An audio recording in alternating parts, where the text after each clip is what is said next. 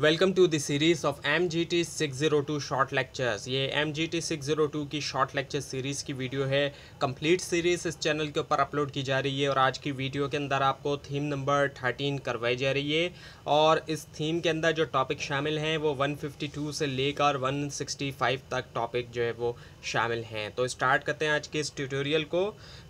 इस थीम का जो टाइटल है वो है the financial aspects of an entrepreneurial venture. अब अगर आपने पहले ही अकाउंटिंग और फाइनेंस का कोई कोर्स पढ़ा हुआ है, कोई सब्जेक्ट पढ़ा हुआ है, तो आपको इस थीम को समझने में काफ़ी इजी रहेगा। और अगर नहीं पढ़ा हुआ है तो थोड़ा आपको ज़्यादा कंसंट्रेट करना होगा। सबसे पहले एक इंट्रोडक्शन टू फाइनेंशियल मैनेजमेंट की अगर हम बात करें सिंपल मतलब यही है कि फाइनेंस को मैनेज करना और वो भी इफ़ेक्टिवली तौर पे। एक तो एक सिंपली मैनेज किया जा रहा है, लेकिन इफ़ेक्टिवली तौर पे मैनेज किया जा रहा है कि कब कितना फाइनेंस रिक्वायर्ड है और किस तरीके से हासिल किया जाए। इफ़ेक्टिवली मैनेज किया जाए और बिजनेसेस को ज़रूरी होता है कि वो मैनेज करें फाइनेंसेस। हर बिज़नेस को ज़ाहिर बात है ज़रूरी होता है। फाइनेंशियल स्टेटमेंट्स बनाए जाते हैं और जो फाइनेंशियल स्टेटमेंट होता है किसी भी बिज़नेस का, या तो ये हिस्टोरिकल फाइनेंशियल स्टेटमेंट हो सकता है जो कि हिस्टोरिकल जो डेटा है उसकी बेस के ऊपर, या फिर प्रोफॉर्मा जो फाइनेंशियल स्टेटमेंट है वो भी बनाया जा सकता है। तो दोनों तरह से इसको बनाया जा सकता है। और जो हिस्टोरिकल है वो तो SCCP रिक्वायर्ड करता है।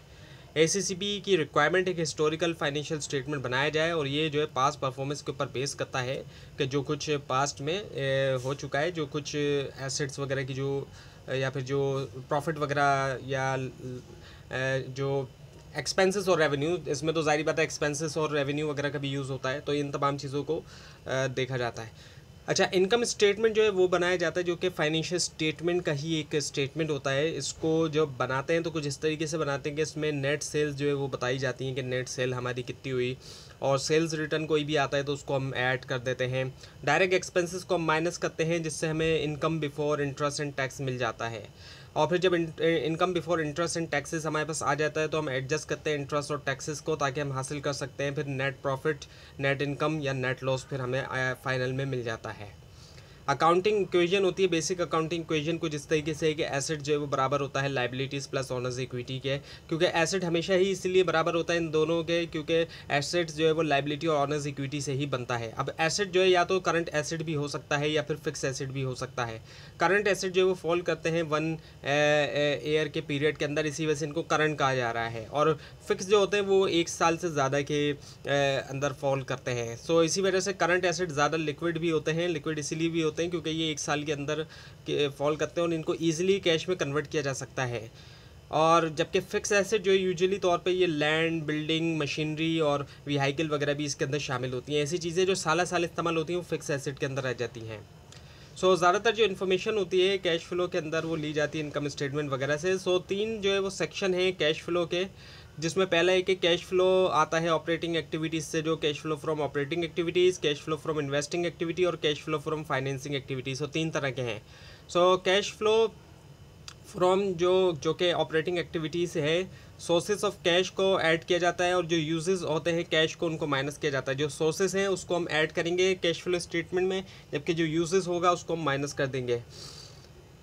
और जो प्रोफॉर्मा फाइनेंशियल स्टेटमेंट है ये भी सिमिलर ही होता है हिस्टोरिकल स्टेटमेंट से, लेकिन ये प्रोजेक्टेड शो करता है कि आगे कितना हो सकता है, ना कि एक्चुअल अमाउंट की बजाय प्रोजेक्टेड फिगर्स को शो कर रहा होता है। और इनको यूज़ किया जा सकता है एज अ प्लानिंग टूल के तौर पर, और एज अ सोर्स भी हो सकता है ये कि कंट्रोल किया जाए, जो भी एक्सपेंसेस है उनको कंट्रोल किया जाए।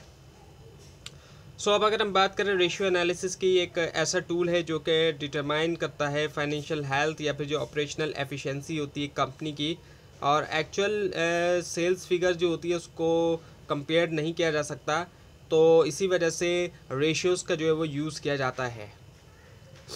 अब बात करते हैं कि ब्रेक इवन पॉइंट क्या है। ये एक इंतहाई इम्पॉर्टेंट तरीन चीज़ है और एक सिंपल चीज़ भी है समझने के लिए। ब्रेक इवन पॉइंट जो है एक ऐसा पॉइंट है जहाँ पर टोटल रेवेन्यू जो है वो टोटल कॉस्ट के बराबर हो जाता है, यानी कि ना कोई इसमें प्रॉफिट होगा ना कोई लॉस होगा। एक ऐसी सिचुएशन होगी, टोटल रेवेन्यू, टोटल इनकम जो है वो बराबर हो जाएगी जो भी टोटल कॉस्ट है उसके। ये पॉइंट जो है this point cost is covered, cost covered हो गई लेकिन प्रॉफिट अर्न नहीं हुआ। जैसे कि आपको बताया गया कि ना कोई प्रॉफिट होता है ना कोई लॉस होता है, तो यहाँ पर कॉस्ट तो कवर हो जाएगी। बिजनेस यानी कि ऐसी पोजीशन में आ जाएगा कि अपनी तमाम कॉस्ट को वो कवर कर रहा है। लेकिन अभी तक प्रॉफिट अर्न नहीं हुआ। तो एटलीस्ट ये कि अगर नया बिजनेस होता है और वो ब्रेक इवन भी अचीव कर लेता है तो ऑब्वियसली बात है, एक नए बिज़नेस के लिए ये भी एक बड़ी बात होती है कि वो ब्रेक इवन अचीव कर ले। जब ब्रेक इवन अचीव हो जाएगा तो उसके बाद फिर प्रॉफिट अर्न भी किया जा सकता है। तो ये थी आज की वीडियो। आपको इस बारे में कोई क्वेश्चन है, खासतौर पर इसमें कोई मिस्टेक दिखाई दे, ज़रूर हाईलाइट कीजिए। और इस पूरी सीरीज़ को देखने के लिए, फाइनल टर्म एग्जाम्स की प्रिपरेशन के लिए इस चैनल को सब्सक्राइब कीजिए, बेल आइकन के ऊपर क्लिक कीजिए। Thanks for watching this video and best of luck for your exams.